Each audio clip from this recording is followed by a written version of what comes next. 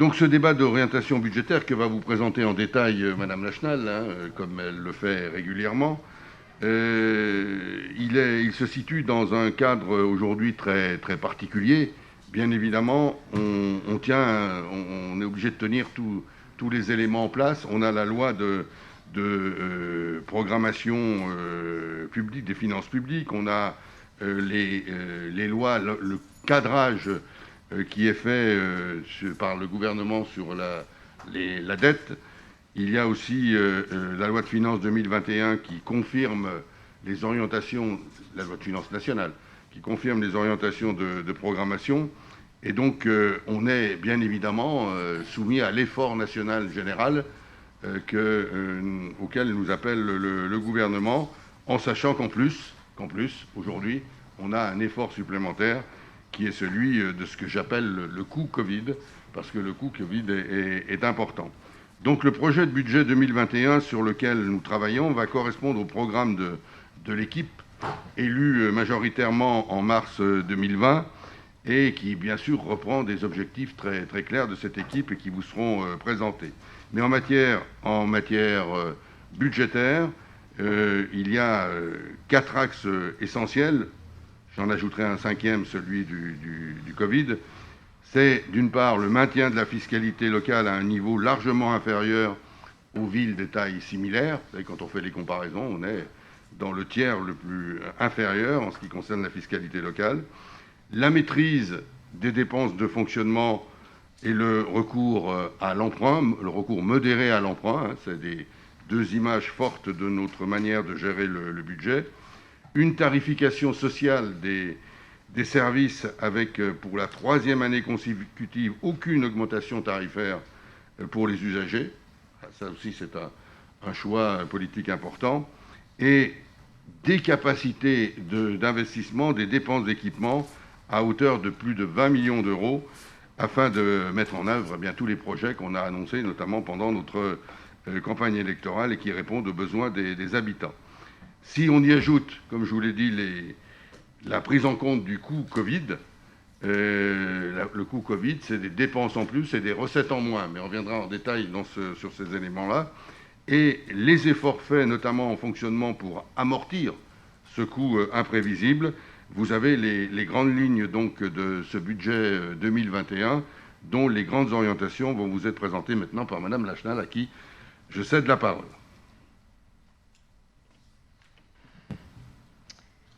Merci, Monsieur le maire. Bonsoir à toutes et à tous. Je vous vois en face, alors c'est bien sympathique. Voilà. Je vais pouvoir m'adresser directement à vous plutôt que vous avoir dans l'autre sens. Pour confirmer ce que vient de dire Monsieur le maire, c'est vrai que nous sommes ici sur le débat d'orientation budgétaire et les grandes lignes de ce que pourrait être notre budget prévisionnel 2021 vont se dessiner à travers la présentation que nous allons faire. Le débat d'orientation budgétaire, vous le savez, est évidemment un exercice réglementaire obligatoire, mais c'est une étape démocratique importante puisqu'elle permet à l'ensemble du Conseil d'être informé de la situation financière de la ville en toute transparence, et ceci en le rapportant, en tout cas en le mettant en exergue avec le contexte national ou le contexte même économique international. Vous avez eu les différents documents, notamment le rapport d'orientation budgétaire, et j'espère que vous avez pu en prendre connaissance. Comme l'a dit Monsieur le maire, l'élaboration du futur budget primitif 2021 s'inscrit dans la loi de finances publiques 2021 et toujours dans la continuité de la loi de programmation des finances publiques. Mais il faut savoir que la crise Covid est passée par là, elle marque donc la loi de finances 2021 et elle permet une certaine suspension de règles de cette loi de programmation et d'encadrement qui était notamment celle du pilotage de la réduction des dépenses de fonctionnement. Donc, en fonction de ces éléments-là, on va suivre un petit peu, on va suivre pour la présentation le plan que vous avez à peu près vu dans le ROB. Et je remercie les services de M. Bosson et M. Bosson pour la préparation de la présentation qu'il a faite. La ville s'inscrit donc cette année encore dans la maîtrise des dépenses, elle l'assume, dans un contexte d'évolution de population et de développement nécessaire des services publics pour répondre aux besoins de nos habitants, ceci en matière d'éducation, d'aménagement, de propreté, de solidarité, de sécurité. Et quand je dis aménagement, c'est aussi les aménagements durables. Avant d'aborder les éléments financiers purs, quelques éléments rapides sur le contexte économique et le contexte local. Un contexte international et national, vous savez qu'il y a eu un soutien massif des institutions européennes et nationales, tout ça en alourdissant évidemment le déficit public, mais bon. Et une dotation a été mise en place au profit des communes au niveau national afin de compenser les communes qui sont confrontées à des pertes de recettes fiscales et domaniales à cause de la crise Covid. Comme je l'ai dit, la loi de finances publiques 2021 est aussi marquée par la crise Covid. Il y a un plan de relance qui est extrêmement important. Et à ce titre-là, vous avez aussi dans cet élément-là des dispositions qui nous permettent de faire face là aussi à nos investissements et nos choix politiques. La dotation générale de fonctionnement reste stable, les DSU sont en légère augmentation, et à partir de là, on peut penser qu'il y a certaines parties quand même des finances publiques qui nous soutiennent. Pour le contexte local, je vais reparler de choses que vous connaissez déjà, en tout cas pour une partie des élus, qui est à la fois évidemment la réforme de la taxe d'habitation. Je voudrais faire un petit rappel pour bien mettre les choses en tête. Et puis, on va parler également du pacte financier, qui est un élément important pour la construction de notre budget. Le pacte financier avec Annemasse Aglo. Donc, la réforme de la taxe d'habitation, je ne sais pas si M. Bosson... Voilà. La réforme de la taxe d'habitation s'est déroulée sur plusieurs années. Aujourd'hui, nous sommes à 80% de population concernée par la disparition, le dégrèvement de cette taxe. Mais il reste encore 20% de personnes concernées. Et de 2011 à 2023, eh bien, ces 20 personnes bénéficieront, elles aussi, d'une baisse de cette taxe d'habitation. La taxe d'habitation sur les résidences principales, je ne l'ai pas précisé. 30% en 2021, puis 65% en 2022. Et enfin 100% en 2023, avec la disparition totale de la taxe d'habitation sur les résidences principales. L'État, évidemment, reçoit les différents éléments qui sont encore en cours, là, les 20% de population, et il va compenser les pertes de ressources directes des communes en transférant, évidemment, aux communes le produit de la taxe foncière départementale, que vous voyez là aussi sur la partie avant la réforme à gauche, après la réforme à droite, de la taxe foncière départementale qui s'ajoute donc à la taxe foncière communale pour faire une sorte donc de fusion, on va dire.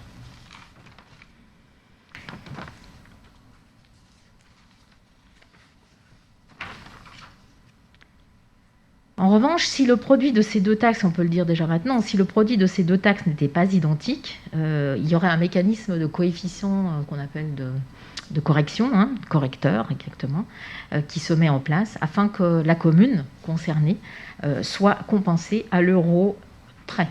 On est bien, nous, dans cette situation-là, nous serons compensés. Donc, vous avez la composition complète.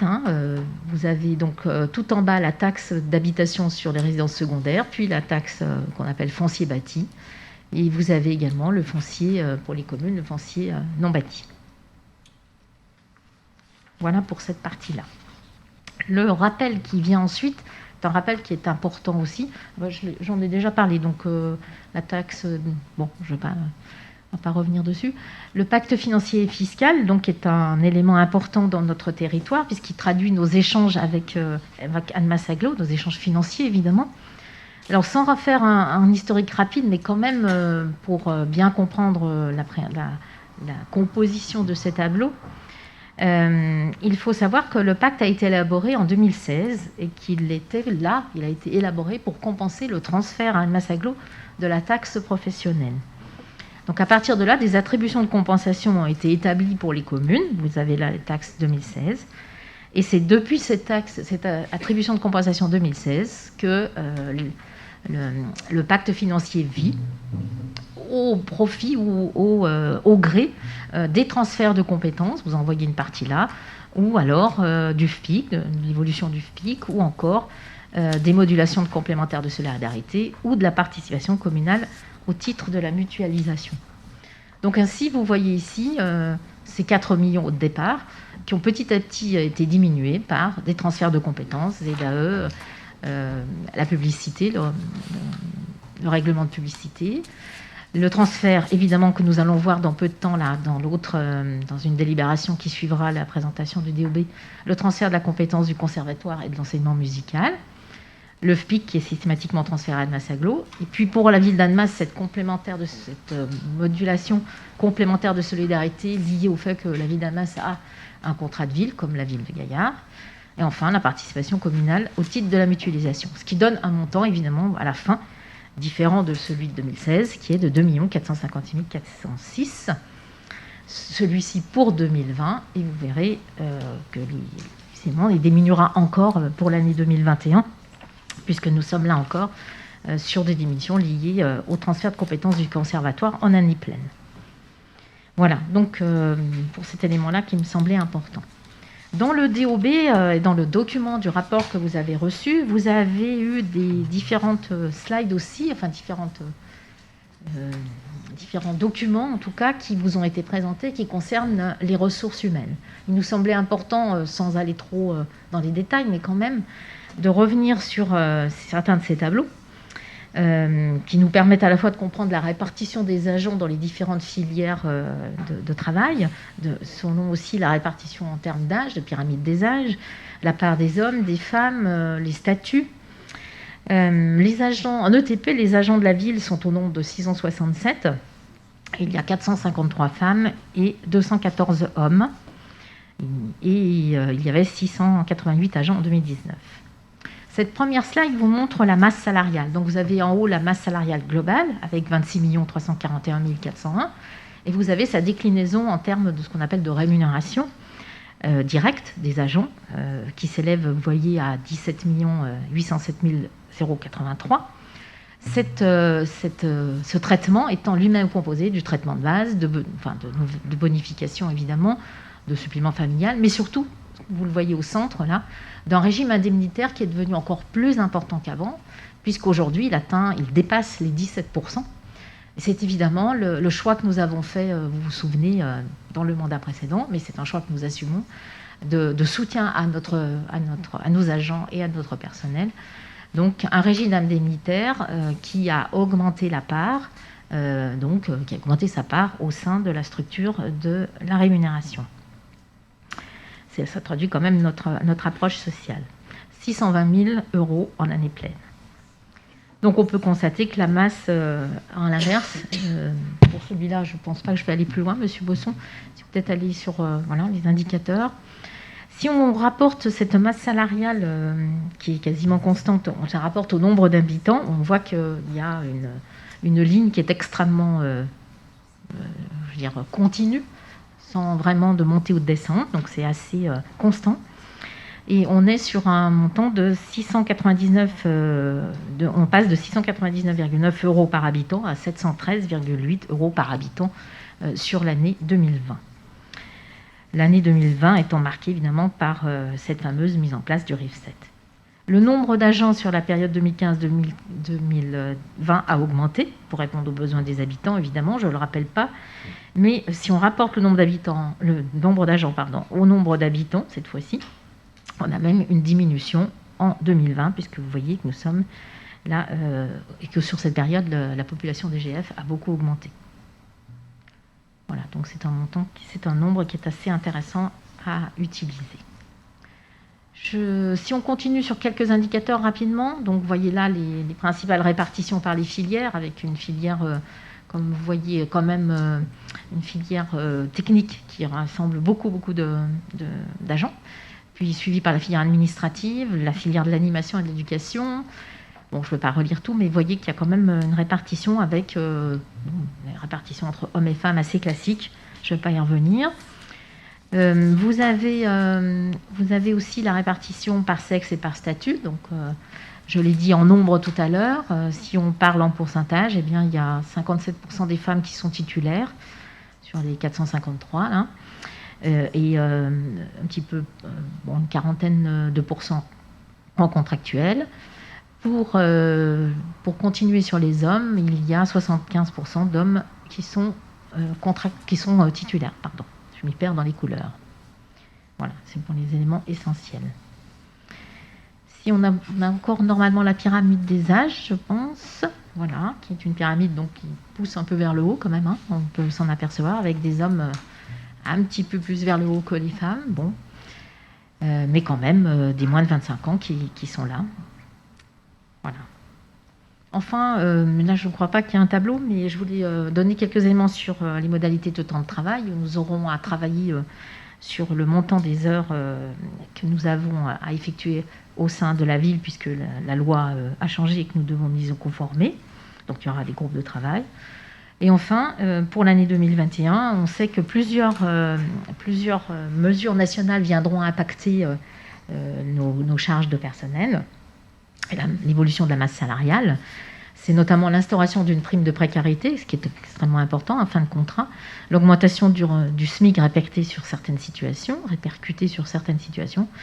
la revalorisation de carrière dans les parcours professionnels.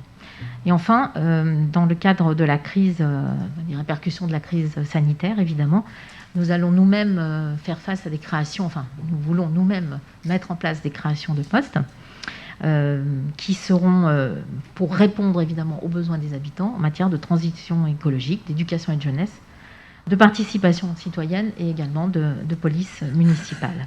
Je laisse un peu de côté les autres. Donc vous avez déjà constaté dans ces quelques éléments qu'il y a un impact Covid, des mesures qui sont nécessaires pour le compenser, mais nous avons pensé qu'il était intéressant de concentrer et de montrer cette réalité dans une salle spécifique, qui est celle-ci, qui nous présente à la fois les recettes et les dépenses. Donc entre les recettes qui n'ont pas été reçues et qui ont diminué, et les dépenses qui n'ont pas été réalisées. Monsieur le maire vous en a déjà parlé en partie, mais si on regarde un petit peu dans le détail, vous voyez ici des recettes en baisse. Donc, si on s'y tient sur le total, vous avez une baisse de 2 555 000. À l'intérieur, vous voyez qu'il y a les revenus du domaine, les droits de place qui sont en diminution, les recettes évidemment tarifaires, hein, la restauration, les clairs, les crèches et ainsi de suite, les pertes de recettes du casino, et ça c'est des éléments qui sont extrêmement importants pour nous, et différentes autres recettes fiscales qui sont soit reportées, soit en diminution. Quant aux dépenses, vous voyez des prestations annulées, évidemment, donc là on est plutôt sur des économies, des animations également annulées, des reversements qui n'ont pas été faits, notamment à SAGS, et des subventions qui ont été en partie diminuées à différentes associations, soit des dépenses non réalisées de 1 054 000. À cela s'ajoutent des dépenses qui au contraire sont devenues supplémentaires. Il est évident que notre personnel s'est beaucoup impliqué pendant cette période et il a été utile et important d'exprimer cette reconnaissance et d'instaurer une prime Covid pour le personnel. Vous la voyez ici, à 160 000. Des heures supplémentaires ont évidemment été utilisées pour la même période également, puisque vous savez que les organisations de services nécessitaient des équipes étanches, sans mélange et ainsi de suite. Et puis des achats de fournitures, bon, je ne reviens pas là-dessus. Donc un total de dépenses supplémentaires à 269 000. Donc ce qui nous donne une économie réalisée en dépenses de 785 974. Le coût Covid, si on fait les soustractions, donc vient le coût Covid pour la ville, ceci hors compensation, est de 1 769 595. Heureusement, la loi de finances rectificative de 2020, reprise par la loi de finances 2021, a installé cette compensation de l'État sur les pertes fiscales et domaniales. Donc on est encore à une estimation. Une partie a déjà été versée sur 2020, l'autre partie viendra. On a une estimation à peu près à 810 000 €. Donc un coût pour la ville qui s'établirait à environ, à 950 595, en fonction avec peut-être encore quelques fluctuations, soit donc quasiment 960 000. C'est vrai que ces 960 000, ils ont un impact évidemment sur notre gestion financière. C'est pas rien, 960 000. Et notamment, c'est un impact sur notre capacité d'autofinancement. On peut dire quelque part que sans cet élément Covid, notre capacité d'autofinancement à venir, en tout cas, pourrait être équivalente à celle de 2019. Nous allons aborder maintenant les indicateurs. Donc ces indicateurs, je ne vais pas aller trop dans le détail, mais ces indicateurs sont tous, absolument tous, globalement favorables.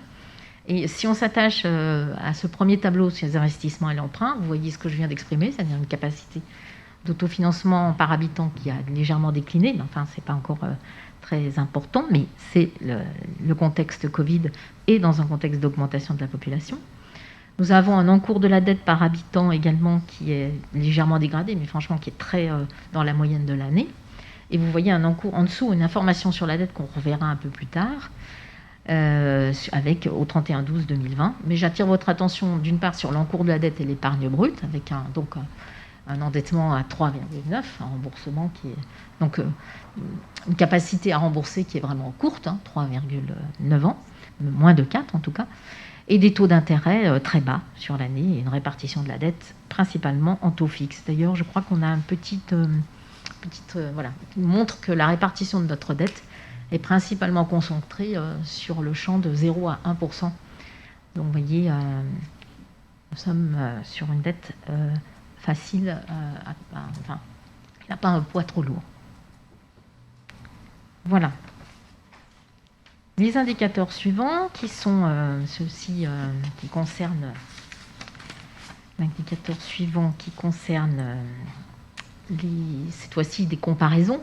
Alors, je vous l'avais déjà expliqué l'année dernière, on est toujours sur des indicateurs qui sont établis par les villes de France avec des indicateurs encore de 2017. Donc, vous savez que notre obligation quand on travaille sur un DOB, c'est de vous donner les mêmes indications tout au long des années pour que vous puissiez assumer votre analyse comparée année après année de l'évolution de notre budget. Donc, les villes de France se sont engagées dans l'année à corriger, enfin en tout cas à réactiver, à actualiser leur taux, mais pour le moment, on est toujours sur cette moyenne nationale. Pour autant, là aussi, on est dans une position qui reste favorable. Vous voyez que les évolutions sont dans le bon sens. Ils permettent donc ces indicateurs nationaux changeront. On ne les a pas aujourd'hui, mais il n'y aura pas de grande différence. On a un tassement, malgré le tassement de l'autofinancement qu'on a déjà exprimé, on reste quand même à un niveau très élevé, en tout cas par rapport à la moyenne nationale. Et sur la moyenne de l'année, on est vraiment sur un montant équivalent à la moyenne du mandat. Les ratios dépenses d'équipement également et recettes de fonctionnement qui sont en hausse, donc toujours largement supérieurs même en 2017 à la moyenne des villes de France.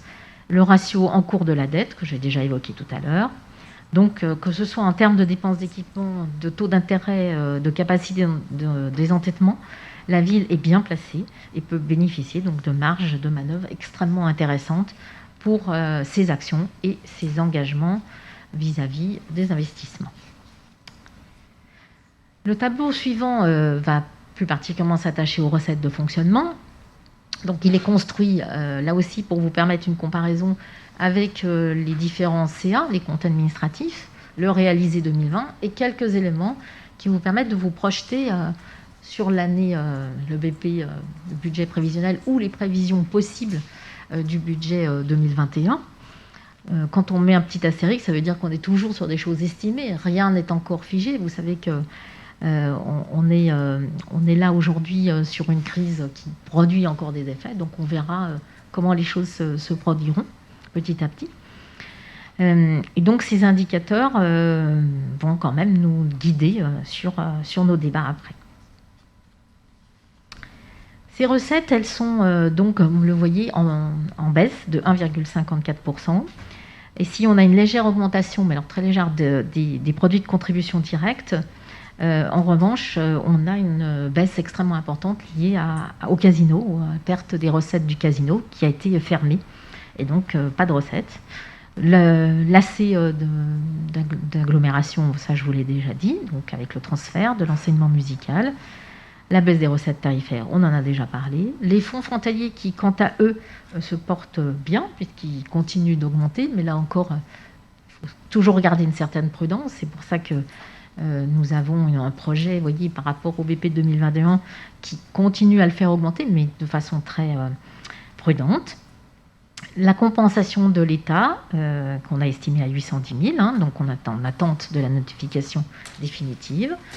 Là, vous voyez aussi évidemment la dotation forfaitaire qui, bon, vous ne le savez pas tous, mais qui est de toute façon en baisse depuis plusieurs années, qui continue de baisser, mais qui est encore à un niveau intéressant.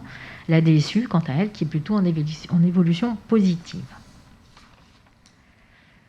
Pour les perspectives, je voulais peut-être juste dire qu'il y avait quand même aussi une contribution, il y avait quand même dans les perspectives de 2021 une estimation assez prudente à faire au niveau des contributions directes.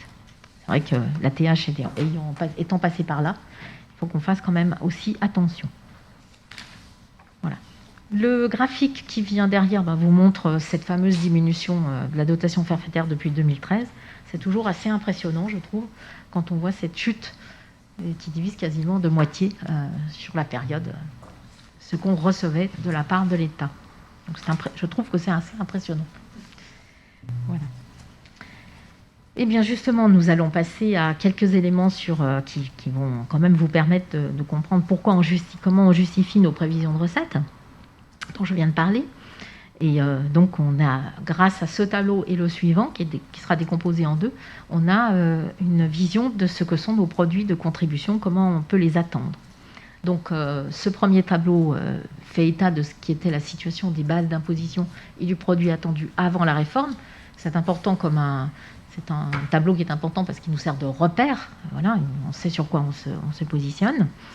Et nous avions donc eu une surprise un peu difficile sur cette année 2020, puisque les bases réelles qui nous avaient été notifiées étaient inférieures, les bases réelles, étaient inférieures aux bases notifiées qui nous avaient été notifiées en 2020. Donc nous avions une mauvaise surprise. Du coup, cette situation va avoir une influence sur la progression du produit en lui-même attendu, que vous voyez en bas, produit réel, que nous attendons pour 17 971 907. Pour peut-être le deuxième tableau, je vous explique qu'il est composé en deux parties. Toujours, là on est sur l'évolution des produits sur le haut du tableau avant la réforme, où on voit donc la différence entre les recettes 2020 et les recettes 2021 que nous estimons.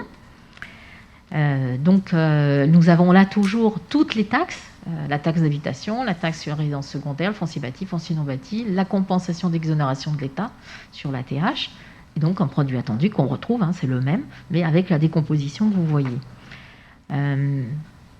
Pour autant, c'est pas celui-là qu'on va avoir cette année. C'est pas cette composition des taxes que nous aurons cette année, puisque les taxes disparaissent. La taxe d'habitation sur la résidence principale disparaît. Et vous avez donc, en dessous, le produit d'imposition après la réforme de la TH. Donc nous retrouvons la taxe d'habitation sur la résidence secondaire, mais cette fois-ci dans son entier, pas dans sa majoration que vous voyez au-dessus, à 4 95 000 pour les bases estimées, 95 pour les bases estimées, et en recettes 858 230. Pour le foncier bâti, nous avons un taux à 31,53, c'est pas qu'on a augmenté, c'est simplement la fusion entre le taux communal que je vous ai exprimé tout à l'heure, le taux communal à 19,5 et le taux départemental à 12,03. Soit produit attendu pour nos recettes futures de 2021 de 15 418 170. Le fameux coefficient correcteur dont je vous ai parlé également tout à l'heure, qui intègre en plus la compensation de l'État sur les exonérations de l'ancienne TH, donc 1 679 000, et le foncier non bâti pour un montant de 16 000, soit 17 971 907. Voilà, ça donne une image quand même très précise de ce que nous attendons au titre de notre contribution directe. On passe maintenant aux dépenses de fonctionnement. Je vais y aller assez rapidement, parce qu'on en a vu une partie tout à l'heure dans le focus Covid, donc je ne vais pas y revenir beaucoup, mais pour autant, vous avez là encore une fois, la composition est la même, pour vous permettre de voir l'évolution de 2017 à 2020, donc les CA et le réalisé. Donc, elles ont nettement baissé, ces charges à caractère général, comme vous le voyez, par rapport au budget prévisionnel 2020. moins 15%. Et donc les explications, on vous les a données tout à l'heure. Sinon, les charges, sans cette crise sanitaire, auraient été assez stables, puisqu'on avait en 2019 des charges très marquées par les dépenses liées au groupe scolaire Les Lutins. Si on fait un focus, si on s'attarde un peu plus longtemps sur les dépenses de personnel, là on a évidemment une hausse qui est marquée à 4%. Alors ce n'est pas une hausse qui arrive toute seule, c'est une hausse qui est liée à ce qu'on a expliqué par rapport justement à la mise en œuvre en année pleine du REF7, et puis également de la mise en place de la prime Covid pour l'année 2020. Tout cela, bien, c'est évidemment en faveur du personnel. Mais sans ces deux mesures, nous aurions une progression beaucoup plus limitée, soit plus proche de 1%, soit plus proche de 2,4% si on réintégrait l'effet du départ du conservatoire. Le GVT, qui est toujours présent, évidemment, lui s'établit à 1%. Et on a là-dedans aussi quelques créations de postes. Si on regarde, c'est toujours intéressant de voir un peu le lissage, parce que là, on était sur la notion de CA, donc la question compte administratif est réalisée, avec une projection possible pour l'année 2021. Là, on est sur les évolutions de personnel, on lisse les éléments de BP à BP. Un BP, il prévoit... évidemment, il est composé de façon à prévoir de pouvoir faire face à l'ensemble des charges de personnel et les prévisions d'embauche qui sont d'ailleurs liées au tableau des effectifs. Donc, vous voyez ce lissage. Et donc, là, on est bien sur l'année 2019 à 2020, sur un 2,4 et pas un 4%. Et pour l'année 2021, on se projette sur un taux plutôt très limité, très maîtrisé. Avec quelques, quand même, on assumera évidemment des embauches. Si on revient à la ventilation, je voulais quand même attirer votre attention sur la subvention du CCAS. Elle a été augmentée sur l'année, sur le réalisé de 2020, évidemment. Là aussi, vous vous doutez bien que c'est pour faire face à des mesures qui ont été mises en place particulières sur l'année pour compenser et aider les plus fragiles et les plus précaires. La projection qu'on va avoir sur le BP 2021 va être pas tout à fait le même montant, mais de conforter quand même cette capacité d'action. Les subventions, à l'inverse, pour les associations à caractère privé, cette fois-ci, est plutôt, comme vous le voyez, on l'estime plutôt sur la partie en hausse. Et on voudrait aussi maintenir cet élément-là pour, là aussi, soutenir les associations qui sont actrices extrêmement importantes sur notre territoire et qui assument le lien social. S'ajoute à cela les subventions... ce que je n'ai pas dit, oui, Monsieur Bosson, bien sûr. Je l'intègre tellement que j'oublie d'en parler. Les subventions, elles augmentent aussi de ce montant-là parce que nous remplissons le devoir que l'État nous a donné, c'est-à-dire de donner des subventions aux écoles maternelles privées. Donc ça correspond quand même à un montant assez important qui augmente notre pourcentage. Ce n'est pas tout pour toutes les associations du territoire. Il reste derrière, il y avait aussi dedans, je n'ai pas évoqué, c'est la subvention Château Rouge pour la DSP. Les intérêts de la dette en diminution, qui a raison du vieillissement de notre dette. Donc les projections pour 2021, BP à BP, elles se font évidemment en fonction des éléments que nous connaissons aujourd'hui, des charges à caractère général que nous maîtrisons, des charges de personnel avec une progression extrêmement limitée, des subventions de CCAS et des subventions aux associations en augmentation, des intérêts de la dette qui baissent. Donc une situation plutôt maîtrisée et de gestion responsable et rigoureuse. Voilà pour ces dépenses de fonctionnement, qui nous permettent quand même de faire face à la situation actuelle, pour passer cette fois-ci à l'investissement. Les recettes et les dépenses d'investissement sont présentées dans le même tableau, comme vous le voyez. Il est construit lui aussi comme le tableau précédent, c'est-à-dire avec les CA et le réalisé 2020. À l'inverse, nous n'avons pas là les projections de l'année 2021, puisque le DOB, le rapport, incorpore, et vous l'avez vu, ce qu'on appelle une perspective d'investissement pluriannuel. Et c'est ces éléments-là qui nous permettront d'examiner un peu plus près les perspectives d'investissement que nous envisageons. Donc, en ce qui concerne les recettes, une affectation du résultat qui est en hausse, qu'on estime en hausse, un FCTVT qui, lui, évidemment, est aussi en progression, mais ça, c'est lié aux investissements réalisés. Un recours à l'emprunt de 4 millions. Donc, c'est un recours modéré. On avait en 2019 fait un emprunt de 2 millions. Mais toujours un emprunt modéré depuis le début, de toute façon. Des subventions liées et des participations qui, pour ça, permettent de faire face aussi à des opérations et alimentent les investissements, enfin nous permettent de soutenir nos investissements propres. Donc là, ce sont principalement des opérations liées au Hutin et à Château-Rouge. Voilà pour la partie, les produits d'amende, je n'y reviens pas, ça continue à baisser, vous le savez pourquoi. Enfin, c'est lié au changement de nature des amendes. Et puis les subventions et participations, j'en ai parlé. Donc les dépenses, pour les dépenses, eh bien, on est, là vous le voyez, une forte augmentation en 2020, avec plus de 20 millions de dépenses qui ont été réalisées. Mais on est évidemment, malgré la crise sanitaire, on a, et en raison aussi des différents types de projets que nous avions menés, nous sommes là sur une année 2020 qui est une fin entre guillemets, un début de mandat, mais une fin de mandat, et qui a permis de réaliser bon nombre de nos projets, qui étaient des gros projets, Château-Rouge, le PEM, et ainsi de suite, les écoles. Voilà. Donc, malgré la crise, les entreprises ont réussi à mener à ça. Et tant mieux. Bon, toujours le classique, évolution du besoin de financement, hein. Lorsqu'on est sur la partie haute, c'est quand on a évidemment besoin de financement, et quand on est sur la partie en dessous, c'est quand on n'en a pas besoin. Donc nous avons là, sur l'année 2020, un besoin qui s'élève à 3 379 000, et il sera réalisé par évidemment ce qu'on évoquait sur la prévision du recours à l'emprunt de 4 millions.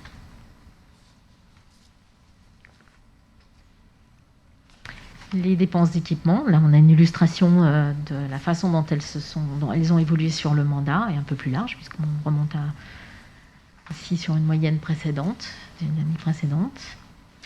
Donc c'est quand même un niveau d'équipement extrêmement important. Et comme les chantiers que nous menions et les grands travaux que nous menions étaient puissants et importants, ils ont mis du temps à éclore, mais voilà, l'année 2020 en est l'illustration, comme je le disais précédemment. Les perspectives qu'on a vues au titre des indicateurs et de la situation de nos finances nous permettent de penser que nous pourrons aller sur des prévisions en 2021 à la hauteur de 20 millions. Et on le verra après.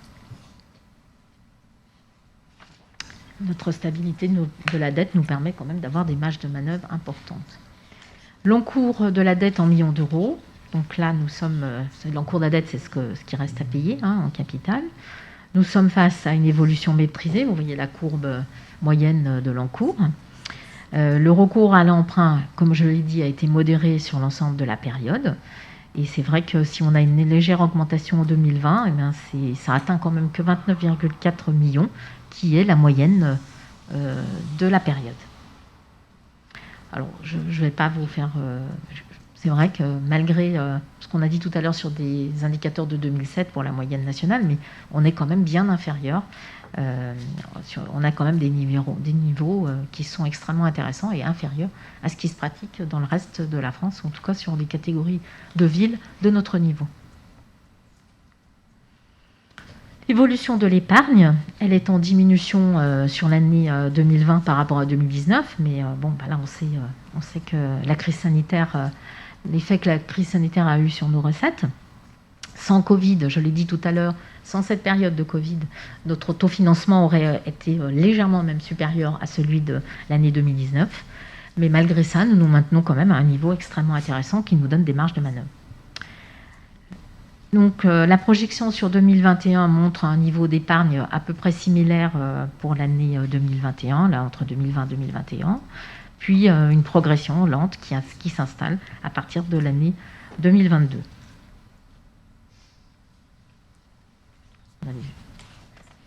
L'évolution de alors les deux tableaux qui viennent là, le précédent et les deux tableaux qui viennent, sont des tableaux qui nous permettent de se projeter évidemment. l'évolution de l'encours de la dette au 1 2021, c'est-à-dire qu'on se positionne à un instant T pour une situation qui reste identique sur l'ensemble. Alors évidemment, c'est plutôt théorique, mais pour autant, on voit que vous voyez bien que l'encours de la dette, il y a un profil d'extinction qui est assez rapide, avec une baisse très importante à partir déjà en 2022, mais qui nous donne déjà une extinction de la dette très rapide, déjà 2025, 2026. Donc là aussi, des marges de manœuvre intéressantes. Le faible taux d'endettement de la ville nous aide beaucoup.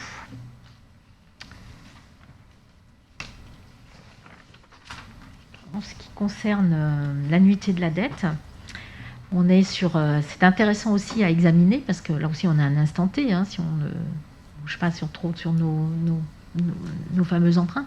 Mais vous voyez ici une chute importante à partir de 2024, c'est-à-dire presque 1 million par an.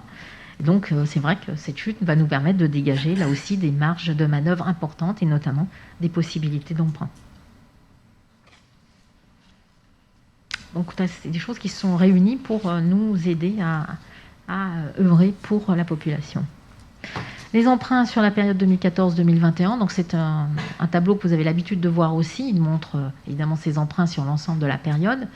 Et on signale en jaune la possibilité d'emprunt que nous allons envisager sur la prévision du BP 2021 pour l'équilibre du budget, évidemment, sachant qu'on l'annoncera dès la présentation du budget 2021, comme à chaque fois, que ce taux envisagé, ce montant envisagé, sera évidemment diminué après la reprise des excédents au cours du BS de l'année.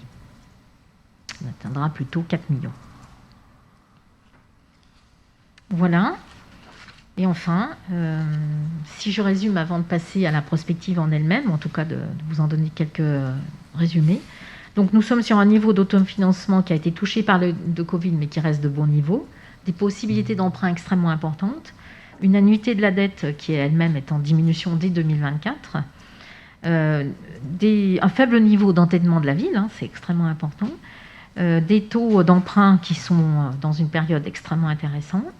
Et ce qu'on dira aussi, c'est une capacité à rechercher systématiquement des subventions pour nous aider à soutenir nos emprunts, en tout cas nos investissements. Soit des éléments qui sont extrêmement favorables pour nous permettre d'envisager des marges de manœuvre importantes en termes d'investissement pour la période qui s'annonce devant nous, 2021, 2025. Voilà pour cette partie-là. Il reste 3 ou 4 éléments qui sont importants par rapport à la prospective d'investissement. Dans un contexte qui est marqué par les contraintes financières sans précédent que nous avons traversées, on souhaite mettre en place, nous, majorité municipale, le programme sur lequel on a été élu. Et dans ce programme, il y a de nombreux investissements pour faire progresser et avancer la ville. La prévision pluriannuelle d'investissement faisant partie du DOB, elle présente les axes du futur budget prévisionnel 2021 et les priorités du mandat que je ne rappellerai pas, monsieur le maire l'a dit, transition écologique, solidarité, aménagement urbain et qualité de la ville, de vie dans la ville. Ces prévisions pluriannuelles, elles se répartissent, elles se structurent plutôt en deux catégories principales. Ce qu'on appelle les dépenses récurrentes, celles qui viennent systématiquement tous les ans s'occuper des espaces publics, du patrimoine, des acquisitions foncières et également de tout ce qu'on appelle le matériel véhicule, engin ou matériel des services. Et ceci pour un montant de 36 millions sur l'ensemble de la période 2021-2025, soit 7,6 millions par an. Mais elle se compose également, et ça c'est assez important, elle se compose des grands projets qui eux-mêmes peuvent être divisés en deux, des grands projets sur lesquels les travaux sont déjà en cours, que vous connaissez déjà, dont on a parlé à plusieurs reprises, et des projets dont on a commencé à parler, mais qui sont plutôt ce qu'on appellera en études, avec des études en cours. Donc, peut-être... voilà. Ces fameux... tout cela, toujours sur la période 2021-2025, avec une capacité d'investissement pour ces grands projets qui tournerait autour des 61,8 millions. Donc si vous faites l'addition des deux, nous sommes sur une capacité prévisible d'investissement sur la période, autour de 100 millions. Je ne vais pas faire la lecture de ces grands travaux, vous les connaissez, mais quand même, vous voyez évidemment les écoles, l'extension de Marmoz, locaux des parcs et jardins, ça c'est lié à nos services avec la modernisation, Château Rouge, qui est encore en extension, le PEM, les fonciers, les acquisitions foncières dont j'ai parlé tout à l'heure avec Mila Racine, le foncier des travaux pour la rue du Verdant, qui commence ses travaux, le foncier des travaux pour Chablais Parc et l'aménagement du quartier de Livron. Mais aussi des grands projets en cours d'études, on appellera en cours d'études. Donc là aussi, il y a beaucoup de projets. Donc certains que vous avez déjà entendu parler, d'autres qui sont peut-être un peu plus récents. Maison de santé, dont on parle depuis un moment, l'écoquartier de Château-Rouge, l'îlot Ferry, le gymnase des Hutins, le pôle petite enfance, le Nelson Mandela au titre de la rénovation thermique ainsi que le pôle petite enfance, les locaux de la tranquillité publique, la piétonisation avec un montant important comme vous le voyez, les boucles sportives qui sont importantes pour le public aussi, les serres urbaines, les aires de jeu d'Émile Zola, il n'est pas très loin d'ici, les mises aux normes de Stade Jantais, le projet de la Villa Tiberghien, en tout cas le commencement, puis encore d'autres études, la cuisine centrale, le restaurant Mermoz, l'extension de Mermoz et son restaurant, l'épicerie sociale, l'épicerie solidaire et les restaurants scolaires, le local de Romani, rue du 18 août, peut-être de l'acquisition mais aussi de l'aménagement, les halles alimentaires en termes de contenu et d'éléments extérieurs, la maison des mémoires, le brouhaha, le CTM au titre d'études, là aussi, avec l'hôtel de ville en rénovation thermique. Donc, sans oublier l'extension de la rénovation pour l'école de Bois-Livron.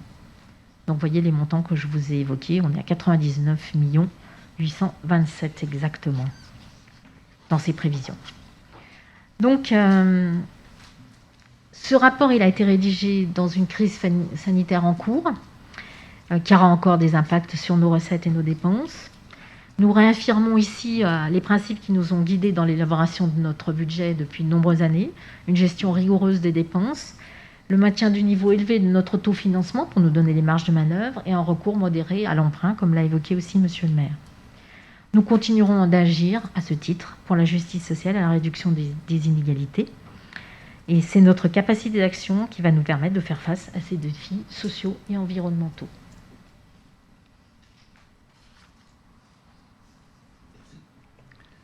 Merci Madame Lachenal pour cette présentation très, très complète de ce rapport d'orientation budgétaire qui, aujourd'hui, et c'est la demande qui est faite par les textes, va beaucoup plus loin qu'on ne pouvait l'imaginer il y a quelques années, puisqu'il intègre la prospective,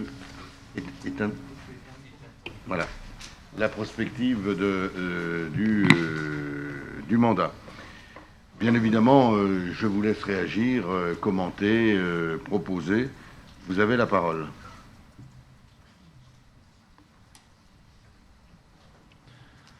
Oui, Monsieur Guéconnet. Bonsoir à tous. Merci Madame Lachenal pour cette présentation. Je vais commencer par le personnel.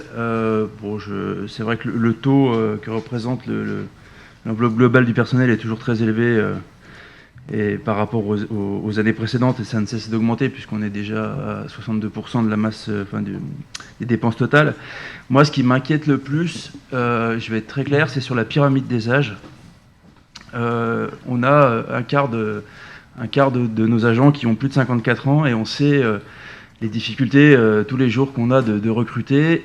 Et ma question, en tout cas si on peut en débattre, mais après c'est peut-être pas l'endroit non plus, mais c'est vrai, c'est quelle stratégie va mettre en place la ville pour pallier d'ici entre 5 et 10 ans de tous ces départs nombreux, puisque ça fait à peu près 150-200 agents qui arriveront à partir à la retraite, et connaissant les difficultés qu'on a, quelles solutions seront mises en place par la ville, parce que ça ne sera pas loin de la fin du mandat non plus, et également le plan de formation également, parce que l'idée, on parle beaucoup de précarité, et on est dans une situation, dans une ville où bien sûr tout est tendu et les revenus sont compliqués, et c'est vrai qu'il faudrait promouvoir, entre guillemets, éviter cette précarité en faisant monter en grade nos agents pour leur donner aussi de la stabilité dans leur mission, plutôt que d'imaginer des primes de précarité, même si c'est quelque chose de national.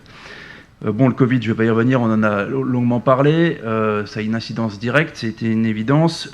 Bon, moi, je vois bien le 2021, mais je trouve, à mon avis, que malgré le fait que je sois très optimiste, que vous ayez été encore aussi très optimiste, notamment par rapport au DSP que sont Château Rouge et les casinos, puisque vous évoquez un trimestre de fermeture, enfin, vous prévoyez un trimestre de fermeture. Et je pense je ne veux pas lire dans une boule de cristal, même si je veux que tout rouvre très vite, mais qu'on sera plus sur le semestre que sur le trimestre. Donc c'est quand même, notamment le casino, c'est quand même une part non négligeable, et sur l'indemnité probablement de Château Rouge également. Les dotations de l'État, on voit quand même que ça, même si ça a baissé fortement ces 5-6 dernières années, on a l'impression que c'est en train de se stabiliser autour de 3 millions d'euros. Est-ce que ça peut être une vraie stabilité, ou est-ce que, voilà, vous n'avez peut-être pas non plus la boule de cristal, mais si vous avez plus d'infos que moi, je suis preneur. Concernant l'intérêt de la dette, moi j'avais juste une question, c'est peut-être une grosse bêtise, mais est-ce qu'il serait possible de racheter, on a encore une grosse enveloppe à 4-5%, avec des taux d'intérêt à 4-5%, est-ce que techniquement c'est possible de racheter de la dette, vu que les taux d'intérêt sont extrêmement faibles actuellement, pour abaisser encore un petit peu cette masse d'intérêt et de dette qui reste. Enfin, j'ai lu tout ce qui est le grand projet. On a l'impression que c'est un véritable catalogue de tous les projets qui peuvent être mis en route sur la ville d'Annemasse. Vous citez souvent cette grande capacité d'investissement, et c'est vrai que 100 millions, ou en tout cas 63 millions d'investissements, c'est quelque chose d'important. Malgré tout, on est aussi des spécialistes, on va dire, des restes à réaliser. C'est-à-dire qu'on annonce beaucoup, mais finalement, ça met beaucoup de temps à arriver. Et moi, ma question était de savoir comment les sommes qui nous sont annoncées dans les grands projets, notamment les études en cours, sont calculées. Parce que l'école de l'îlot Ferry, on va le voir au point 3, elle est fléchée à 11,7 millions quand elle est indiquée à 15 millions sur l'avant-dernière slide. Je prends l'exemple de la villa aussi, Villa Tiberghien. On avait fait une commission en 2008 avec des experts concernant l'état de la villa. On évoquait plus un budget d'1 million à l'époque que de 500 000. Et je pense qu'avec le temps, les bâtiments, je dirais, c'est rare que ça aille dans un sens, que ça aille dans la diminution des coûts de construction. Je vois la pitonnisation à 5,6 millions. C'est vrai qu'on a fait une commission d'appel d'offres pour l'étude, la phase d'étude. Et c'est vrai que c'est des sommes qui me paraissent absolument astronomiques. Et bien évidemment aussi, après, voilà, il y a d'autres projets qui peuvent interpeller, notamment l'alimentaire. Vous parliez aussi des grands projets de la municipalité. L'alimentaire faisait partie du programme de 2008 et de 2014. Donc, c'est vrai que quand on les revoit encore ici, 13 ou 14 ans après, on se dit finalement que votre catalogue, il est très joli, il est probablement très bien, mais qu'il ne sera pas forcément réalisé d'ici 10 ans. Et je ne parle pas de certains qui, à mon avis, ne le seront même pas. Donc voilà, c'est tout ça pour dire qu'il faudrait peut-être en annoncer un peu moins, mais en réaliser un petit peu plus. Voilà, merci. Merci. Je vais laisser quelques élus là, qui ont en charge des responsabilités répondre. Je pense d'abord Monsieur Boucher. Oui, j'ai demandé la parole pas spécialement pour répondre à Monsieur Gaconnet. Je vais le faire sur une partie où il a été un petit peu inattentif peut-être sur l'école. La délibération que je vais présenter plus tard parle de 11 millions, effectivement, mais c'est le coût des travaux. Et 15 millions, c'est le coût de l'opération. Donc avec les études, la maîtrise d'œuvre qui va avec, la conduite d'opération. Et c'est toujours comme ça que ça se calcule. Et c'est toujours comme ça. Donc le coût estimé de l'opération école, elle sera telle que Madame Lachenal l'a précisé. Par contre, le coût de travaux, c'est le sujet de la délibération, il est inférieur à ça. Voilà. Donc, moi, j'aime pas trop le mot catalogue. Bon, ce n'est pas un catalogue que l'on vous présente, Monsieur Gaconnet, c'est une réalisation d'un programme pour lequel nous avons été élus. Et ce programme est extrêmement intéressant à mener dans tout le mandat. Alors vous avez raison, il nous est arrivé d'avoir certaines années des restes à réaliser importants. Ce n'est pas le cas de cette année, M. Gacquenez, et j'espère que pendant le mandat, avec nos services techniques, avec les compétences de nos personnels, nous arriverons à mener un maximum des projets qui sont présentés ici, dont je peux vous certifier, aucun ne sera abandonné a priori. Je ne dis pas qu'il n'y en a pas qui ne se réaliseront pas. C'est possible. Voilà. Mais, en tout cas, ce que vous appelez catalogue est un programme et nous comptons le réaliser. Et pour tout vous dire, il a fallu un petit peu travailler entre nous, les élus de la majorité, pour que ce programme tienne dans les 100 millions. Ça paraît énorme, 100 millions. Bien sûr, c'est beaucoup et c'est bien. C'est quand même le résultat d'une bonne gestion. Parce que c'est aussi ce que je voulais exprimer sans répondre à M. Gacquenez, c'est qu'on passe une période difficile, tout le monde passe une période difficile, et les collectivités territoriales aussi passent une période difficile. Donc, nous passons cette période, elle est difficile, mais nous allons la passer relativement bien, je l'espère, si on n'est pas... Effectivement, si le casino est fermé toute l'année, ça va changer un petit peu les choses, c'est sûr. C'est compensé. Pardon ? C'est compensé. Oui, c'est vrai. Le surplus de fermeture que l'on aura sera compensé. Bon, après, je ne sais pas comment l'État fera pour se débrouiller avec tout ce qu'il va compenser. Mais bon, ce n'est pas mon sujet de ce soir. Donc, nous sommes dans une situation, la solidité de notre situation financière qui est un résultat de longues années de gestion et qui continue, et il faut que ça continue ainsi, nous permet de dégager une capacité d'investissement qui est importante et qui permet, comme l'a dit Dominique Lasnal, de cette expression faire bouger la ville. Bon, bouger la ville, ça ne veut pas trop... Il y a différentes façons de la faire bouger. Moi, je souhaite qu'on la fasse bouger positivement, qu'on la transforme positivement, en y incluant donc la transition écologique qui est nécessaire. Et l'ensemble de ces projets tiennent compte de cette transition écologique nécessaire.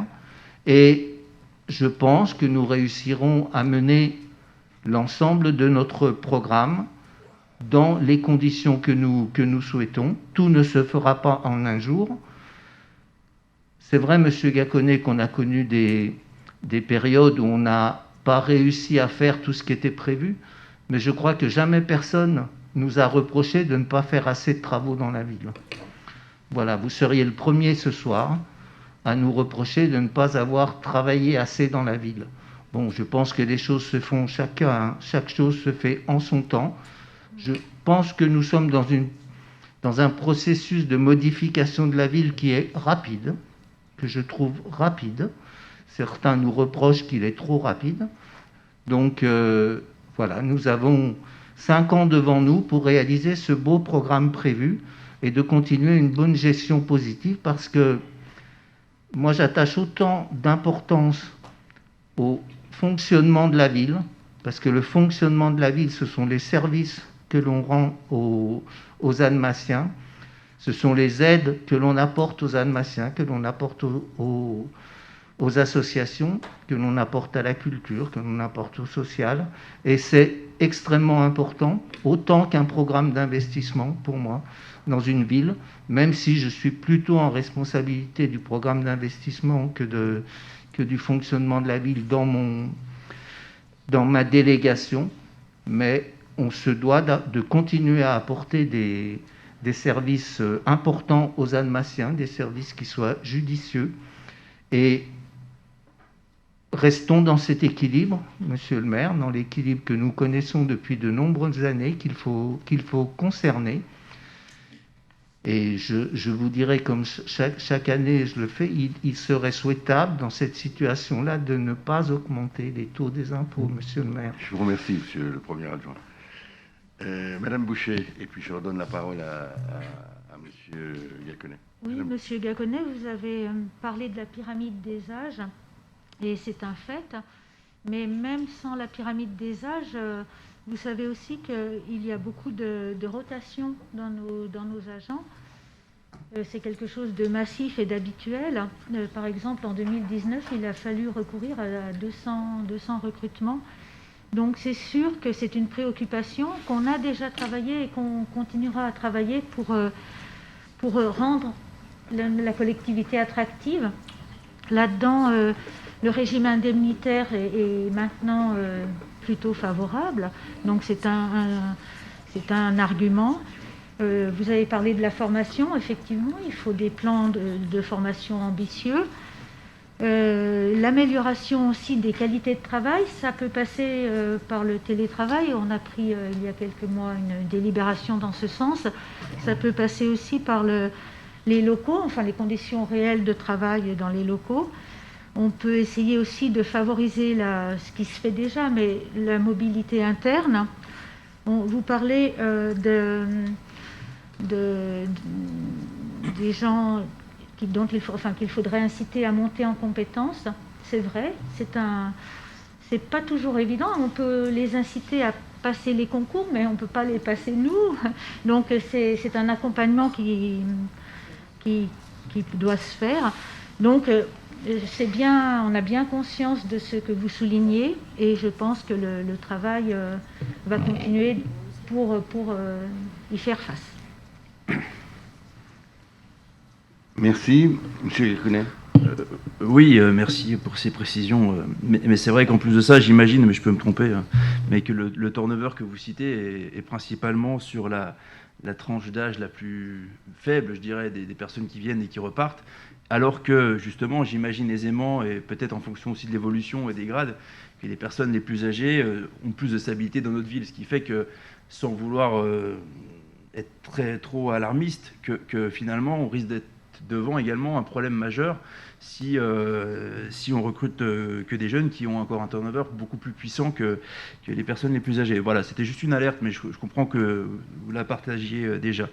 Juste par rapport à un point qu'a soulevé Jean-Michel Boucher concernant la somme globale, ce qui pourrait être intéressant aussi en termes de visibilité pour tous les élus que nous sommes, c'est que dans des délibérations de grande ampleur, plutôt de grands projets, d'avoir dans la délibération un petit récapitulatif justement de l'enveloppe globale de départ avec les études qui sont déjà réalisées, actées, financées, et le reste, entre guillemets, à peu près sur le montant à dépenser sur le projet. Madame Lachenal. Merci. Je ne sais pas vous répondre à la question sur la dette, le rachat, mais à mon avis, comme c'est une dette très vieillissante, je crois qu'on a des éléments au titre de ce qu'on appelle les intérêts actuariels et ainsi de suite qui ne nous permettent pas de racheter. Mais voilà, je le dis, il faudra quand même que les services le confirment. Mais voilà. C'est vrai que ce qui me semble important, M. Boucher l'a dit, c'est le fait que nos restes à réaliser, notre réalisé de 2020 était vraiment un réalisé qui a absorbé les restes à réaliser. Donc du coup, on a un reste à réaliser qui était bien supérieur à notre budget prévisionnel. Et ça montre bien l'activité de nos services et notre réactivité. Enfin, je confirme je confirme pas, j'approuve ce qu'a dit Madame Boucher. Il me semble important de savoir que la ville met en place depuis de nombreuses années des éléments qui sont là pour soutenir les personnels dans leur capacité à bien être au travail. Et Madame Henkou le sait personnellement. Elle s'en occupe. Et je crois que cet élément-là est fondamental pour permettre aux personnes de bien être dans la ville et de rester. Mais pour autant, la problématique du recrutement, elle n'est pas seulement liée malheureusement à la fonction publique communale. Elle est aussi partagée avec les entreprises du territoire et partagée avec les autres institutions. Donc je crois que sincèrement, c'est un peu compliqué et que toutes les pyramides jeunes, elles ont d'autres projets à mener. Enfin, toutes les personnes plus jeunes, elles ont d'autres projets à mener et on a un déficit sur ce point-là. Il y a des pistes qui sont encore à étudier. Il y en a dans les services qui sont en cours et j'espère bien qu'on arrivera. Les réussites aux examens sont fondamentales également. Et la ville a toujours soutenu l'engagement des personnes pour s'impliquer dans les préparations et dans les concours. Merci. Il n'y a pas d'autres interventions ? Écoutez, d'abord, merci pour le débat. Je voudrais simplement, en conclusion, apporter quelques remarques. D'abord, compléter pour partie les réponses qui ont été faites concernant Madame Boucher à parler du personnel, à parler des efforts qui ont été faits. J'ajouterai quelques petits éléments. D'abord, le fait que, et c'est vrai, que la pyramide des âges montre que nos personnels vieillissent, comme tout le monde, voilà. C'est aussi, et je veux me permettre de prendre le côté positif, c'est aussi la preuve d'une fidélisation de nos personnels. Voilà, c'est aussi un point important et c'est bien de pouvoir garder quelquefois les personnels en place longtemps. On a un turnover, mais quand on les garde plus longtemps, eh bien, évidemment, la pyramide des âges, elle a la forme que celle qui vous est communiquée. Je voudrais vous dire que aussi, mais ça a été dit par Madame Boucher, 211 recrutements cette année. 211 recrutements cette année 2020. L'année 2020, 211. Et autre chiffre important, et vous avez à juste titre souligné les problématiques de formation et de qualification, 41% de nos personnels ont suivi une formation en 2020. Donc on peut toujours faire plus, mais c'est une vraie volonté de notre ville de faire qu'ils soient formés au mieux et qu'ils montent en compétences, et qu'ainsi, en montant en compétences, ils peuvent monter en grade, etc., dans le cadre du respect du statut de la fonction publique, qui, vous le savez, est assez contraignant dans ces domaines-là, mais on sait le faire.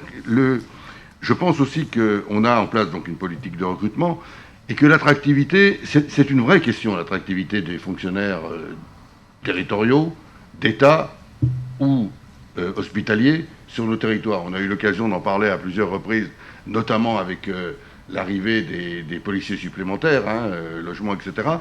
Je pense on va travailler sur les propositions qui sont sur la table concernant un travail pour du logement spécifique pris en charge, porté par un bailleur social aux côtés des différentes fonctions publiques. Ça peut être intéressant, mais nous, en tant que commune, notre responsabilité, et c'est cela aussi le choix que nous avons fait ensemble, parce que si je me souviens bien, nous l'avons voté de manière unanime, du RIF7. Le RIF7, ça compte à la fin sur la feuille de paye, les primes. Et les gens, ils regardent, c'est pas le même ici qu'ailleurs, et donc c'est aussi une capacité d'attractivité que d'avoir des références de ce type-là. Donc je crois que le souci que vous avez est partagé. On essaye, par les quelques pistes qu'on vous a apportées, d'apporter de premières réponses. Sur le casino, sur les fonds du casino, on est très attentif, vous pouvez le savoir, bien évidemment, sur la non-rentrée des fonds du casino et sur les évolutions possibles de la CFG, de la contribution financière genevoise. Sur les fonds du casino, pour l'instant, et on l'a vu dans les 800 000 de compensation là qu'on prévoit de l'État, la perte de rentrée du casino est compensée par l'État parce que c'est considéré comme un produit fiscal. Voilà. Donc c'est pour ça que l'État... c'est bien ça, M. Bosson. Et donc, on sait, comme on le disait en aparté, on ne sait pas jusqu'où ça ira, mais pour l'instant, c'est compensé. Par contre, une éventuelle baisse de la CFG, ça ne sera pas compensé. Alors, je ne sais pas à quel moment on aura un contre-coup. On l'aura. Mais ce que je sais, vous l'avez vu dans la presse comme moi, qu'on a eu une information plutôt positive, à laquelle on ne s'attendait pas, y compris Genève. Le nombre de frontaliers pour 2020, qui sera, et c'est sur ce chiffre-là que sera calculée la CFG 2021, il y a un an d'écart, a augmenté. Alors qu'on s'attendait tous à ce qu'il ait baissé. Vous avez vu aussi que ça ne veut pas dire qu'il n'y a pas de chômage. Il y a un transfert, et ça peut se jouer sur la somme au total de la masse salariale, parce qu'il y a un transfert des métiers notamment tous les métiers liés à l'horlogerie, donc qui sont des métiers rémunérateurs, ils ont pas mal licencié, comme la restauration évidemment et l'hôtellerie. Par contre, la santé voilà, on le sait bien, et le recrutement en santé a augmenté. Donc je pense que, et on va le laisser comme ça, mais je pense que notre estimation sur les fonds frontaliers que l'on a diminué de 800 000 € entre 2020 et 2021 est très très prudente. Voilà. Donc ça nous donne une marge. J'essaye. Vous me troublez en me demandant la parole maintenant, mais je vous la redonnerai. Je vous la donnerai. Voilà, non, mais j'essayais de faire un raisonnement général. Donc voilà, c'est des éléments qui sont à prendre en compte et que l'on suit de près. Moi, je pense que sur l'ensemble de ces questions, et c'est normal, vous avez raison d'attirer l'attention, mais croyez bien, nous sommes extrêmement vigilants. Et donc avant de conclure, je vais redonner la parole à Madame Villette. Donnez parole. Allez-y, madame. Oui, merci. Alors, juste un petit bémol sur le nombre de frontaliers. Évidemment, la nouvelle est bonne, à savoir que le nombre est stable en 2020. En revanche, pour ceux qui ne me connaissent pas, mon métier, c'est le recrutement médical sur Genève. Attention, les chiffres ne sont pas toujours en adéquation avec nos attentes. À savoir que, principalement, les frontaliers, les nouveaux permis que nous avons attribués ne sont pas forcément des gens qui résident en zone frontalière. Voilà, puisqu'être frontalier, c'est revenir au moins une fois par semaine sur son lieu de vie. Ça peut être Lyon, Grenoble et autres.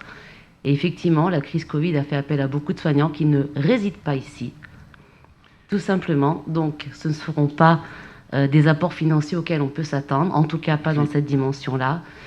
Et le nombre est stable parce qu'en 2020, elle a racheté. Maintenant, en 2021, voilà. Donc, juste un petit bémol sur les chiffres, ne nous abandonnons pas. Moi, j'attends quand même de voir 2021. Merci. Merci pour ce renseignement, qui montre d'ailleurs qu'on a raison d'être prudent dans nos chiffres. Mais tout frontalier, quel que soit son lieu de résidence, compte comme frontalier.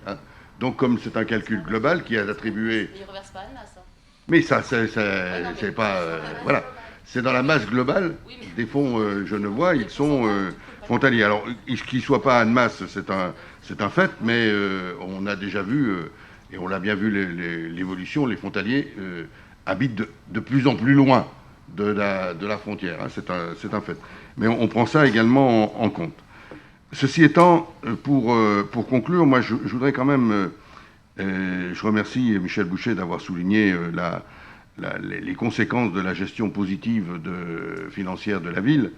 Je voudrais quand même dire trois ou quatre éléments fondamentaux. Le premier, c'est que nous sommes capables, on l'a montré, on le montre, et je peux vous assurer que les services font des efforts et que les élus en charge de responsabilité partagent ces efforts, de maîtriser les dépenses de fonctionnement, d'un côté, tout en ayant la responsabilité de répondre aux besoins des habitants. Voilà. Et je pense qu'on a le besoin des habitants, il est là, il faut faire plus en périscolaire, il faut faire plus en petite enfance, il faut faire plus peut-être en tranquillité publique. Enfin, il y a tous des domaines où le fonctionnement sera important et tout l'équilibre est dans la maîtrise et dans la réponse. C'est pour ça, et sur ce point-là, je ne vous suivrai pas, même si vous n'avez pas développé, M. Gaconnet, c'est pour ça que moi, je ne considère pas qu'on a trop de personnel. Parce que le personnel, il correspond aux besoins des habitants. Voilà. Vous l'avez donné... le pourcentage, d'accord, mais s'il y a un pourcentage, c'est... si on veut faire baisser le pourcentage, il faut sabrer dans le personnel. Donc, je ne crois pas que ce soit ce que vous souhaitiez non plus. Le deuxième élément fort qui est à noter, et ça a été dit aussi à la fois par Mme Lachenal et par M. Boucher, 100 millions, alors c'est un chiffre significatif, mais une capacité d'investissement à hauteur de 100 millions d'euros sur les 5 ans, c'est 5 fois 20 millions. Voilà, c'est comme ça que ça se calcule et c'est quelque chose de très fort. tout en sachant que ce sont les investissements d'Annemasse, ville, mais qu'il y a aussi sur Annemasse et ailleurs les investissements d'Annemasse Agglo. Nous sommes la ville-centre de notre agglomération. Et par exemple, le tram, il n'est pas là, puisque c'est une compétence Agglo. Et il y a d'autres éléments qui sont à prendre en compte. Donc, quand on dit que la ville et l'agglo se transforment, eh ben, les chiffres sont là et les objectifs sont là pour le montrer. Mais on ne reste pas les deux mains dans les poches quand on a un plan de financement de cette manière-là. On va aussi chercher de l'argent. Et ça, c'est un élément extrêmement important. Aujourd'hui, je peux vous assurer que dans le travail qui est lancé sur le plan de relance, sur le CPER, contrat de plan État-région, sur le CRTE, contrat de relance et de transition écologique, on a quelquefois du mal à s'y retrouver dans les propositions de l'État et on a des services qui souffrent. Mais on est là-dessus au travail et on y passe beaucoup de temps sur les dossiers. Je pense que, et c'est bien, hein, qu'il y a une volonté d'investissement, d'aide aux investissements de la part de l'État, de la part de la région aussi, puisque CPER c'est contrat de plan État-région, et on sera présent. Je pense que on peut espérer, pas demain, j'espère après-demain, une reprise d'un fonctionnement normal, donc des recettes du casino qui augmentent, on peut espérer. Hein. On peut espérer que la CFG augmente aussi parce qu'il y a une reprise économique importante. On peut le souhaiter. C'est des éléments qu'on n'a pas pris en compte dans les chiffres là, mais qui montrent qu'il y a une marge de progression sur la capacité à réaliser. Et puis surtout, on a des marges sur la capacité d'endettement extrêmement importante. Alors je ne dis pas qu'on va ouvrir les vannes et qu'on va emprunter à tout va, mais quand même, quand on a un taux d'endettement que l'on peut résoudre en 3 années, 9, enfin en 4 ans, et que l'on sait que la Chambre régionale des comptes, les chambres régionales des comptes commencent à tirer la sonnette d'alarme quand on est à 12 ans, alors je ne dis pas qu'il faut arriver à 12 ans, hein, c'est pas ce que j'ai dit. Mais je dis qu'on a de la marge. Voilà, je dis qu'on a de la marge et c'est le résultat, en effet, de la gestion que l'on a menée jusqu'à maintenant et qui est importante.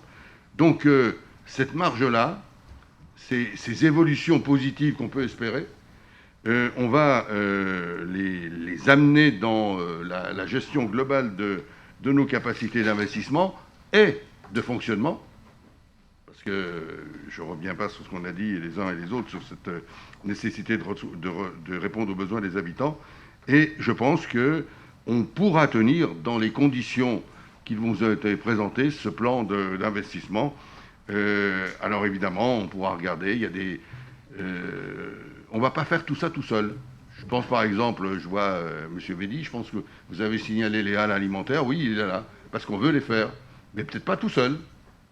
Moi, je n'ai rien contre le partenariat public-privé.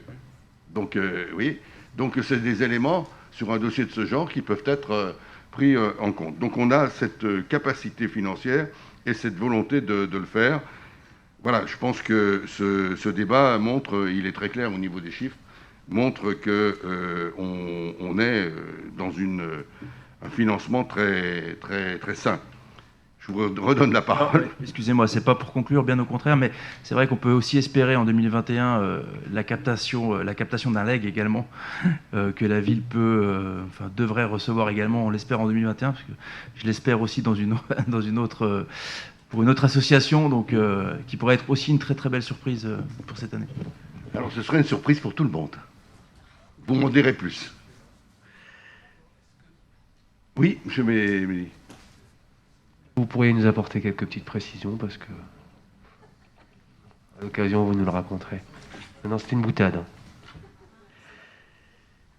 Non, mais moi, les bonnes nouvelles, je les prends toujours. Hein. Je les prends toujours. Oui, bien sûr. Voilà les éléments. Est-ce qu'on peut en rester là sur ce débat, sur ce ROB, ce rapport d'orientation budgétaire? Je considère donc que le débat, ce rapport a été présenté, que le débat a eu lieu et que c'est sur ces bases-là que se fera le budget qui vous sera présenté lors du prochain conseil municipal. Merci à tous, merci Madame Lachenal, merci Monsieur Bosson et vos services pour ce travail.